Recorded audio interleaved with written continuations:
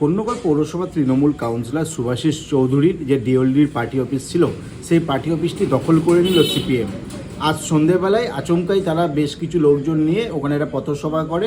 পথসভা করার পর সেই তৃণমূলের যে পার্টি অফিস সেই পার্টি অফিস দখল করলো। দখল করে তারা পার্টি অফিসের ভেতরে ফ্ল্যাগ লাগালো, বুদ্ধদেব ভট্টাচার্যর ছবি লাগালো এবং যে পার্টি অফিসের নতুন একটি তালা পর্যন্ত মেরে দিল। অফিসটা তৃণমূলের নয়, 1984 সাল থেকে এই অফিসটা ডিওলডি কারখানার শ্রমিকদের অফিস।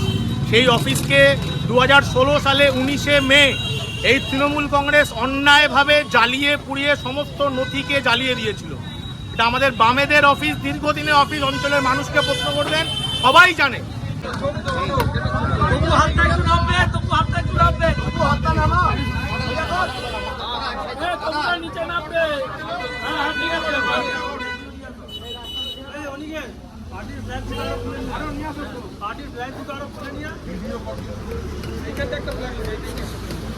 বাপ্পুর নেতৃত্বে, সুভাষিস চৌধুরীর নেতৃত্বে অন্যায়ভাবে এখানে আমাদের গত বিধায়ক কাঞ্চন মল্লিক এই অফিসকে দখল করেছিল অন্যায়ভাবে।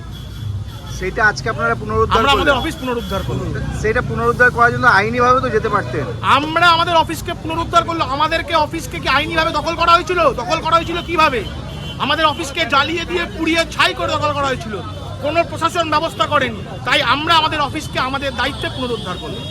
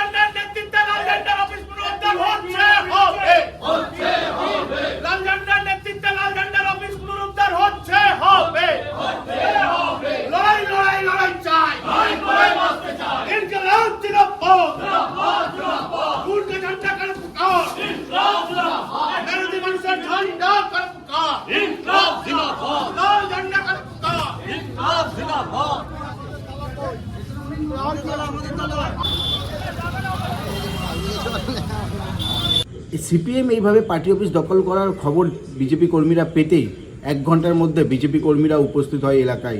সূত্রের খবর, বিজেপি কর্মীরা উপস্থিত হয়ে সেই পার্টি অফিস দখল মুক্ত করে। এই বিষয়ে আমরা কথা বলেছিলাম বিজেপি নেতা মণ্ডল সভাপতি আকাশের সঙ্গে। সে কি জানিয়েছেন একবার শুনে নেব। সিপিএম বলে কিছু নেই। গোটা বাংলায় শূন্য ছিল, 1 হয়েছে, তো গোটা কন্যগড়েও 0। কোনো রকম দখলদারি চলবে না। সিপিএম দখল করে গেছিল, সেই দখলটাকে আমরা দখল মুক্ত করলাম। কারণ আমাদের সরকারের পক্ষ থেকে বলা আছে দখলদারি চলবে না, তাই দখল মুক্ত করা হলো। সিপিএম বলছে যে 2011 সালের পর এটা তৃণমূল দখল করে নিয়েছিল, আমরা পুনরুদ্ধার করলাম। তৃণমূলের সাথে বুঝুক। তৃণমূল যদি আবার ফিরিয়ে দিতে চায় তাহলে তৃণমূলের সাথে বুঝে নিক। যদি তৃণমূল বলেও কিছু থেকে থাকে, এই মুহূর্তে না আছে সিপিএম, না আছে তৃণমূল, তাই কোনো রকম দখলদারি চলবে না। কোনো কাগজপত্রই নাই। ওরাও তো একটা সময় নিজেরা সরকারে এসে জোর দখল করে এখানে বসেছিল, সেটাই তৃণমূল এসে পাল্টা করেছিল, আবার করতে গেছে, এখন দখল থেকে মুক্ত করে দেওয়া হলো।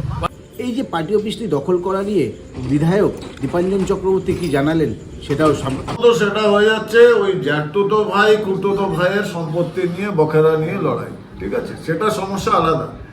কিন্তু যেটা আমরাও দেখলাম, আমরাও খবর পাচ্ছি যে যেহেতু আজকে ডক্টর শ্যামাপ্রসাদ মুখার্জির তিরোধান দিবস এবং এই প্রথমবার ভারতীয় জনতা পার্টির নেতৃত্বে পুরো পশ্চিমবঙ্গে বিধানসভায় ডক্টর শ্যামাপ্রসাদ মুখার্জির তিরোধান দিবসে আমরা শ্রদ্ধার্ঘ্য দিচ্ছি, আমরা বিভিন্ন অনুষ্ঠান করছি, সেটা সিপিএম সহ্য করতে না পেরে বিভিন্ন জায়গায়, শুধু উত্তরপাড়া নয়, পুরো বাংলা জুড়ে বিভিন্ন জায়গায় তৃণমূলের গুন্ডারা, তাও এখন একটু ভয়ে, এই সিপিএম এর যে নব্য গুন্ডা, তারা বিজেপি কর্মীদের উপর আক্রমণ করছে। তারা কিছুতেই সহ্য করতে পারছে না, তারা আতঙ্কিত। আর সেই আতঙ্কের জন্যই দেখা যাচ্ছে আজকে পুরো বাংলায় ওরা বিজেপির উপর আক্রমণ করছে। ওরা যেন এটা ভুলে না যায় যে আমরা কিন্তু খুব একটা ওই বৈষ্ণবদের মতো আমরা এক গালে চর মারিলে আরেকটা গাল পাতিয়া দেব, চর খাও, তা নয়। আমরা এর প্রতিবাদও করব, প্রতিরোধও করব, দরকার পড়লে প্রতিশোধও নেব এবং আইনের রাস্তায়। তার জন্য আমরা অতি শীঘ্রই, হতে পারে আজকালের মধ্যেই, আমরা প্রপার ক্রিমিনাল কেস রেজিস্টার করছি। কন্যগর থেকে অদীপের সঙ্গে প্রসেনজিৎ, হিন্দুস্তান টিভি।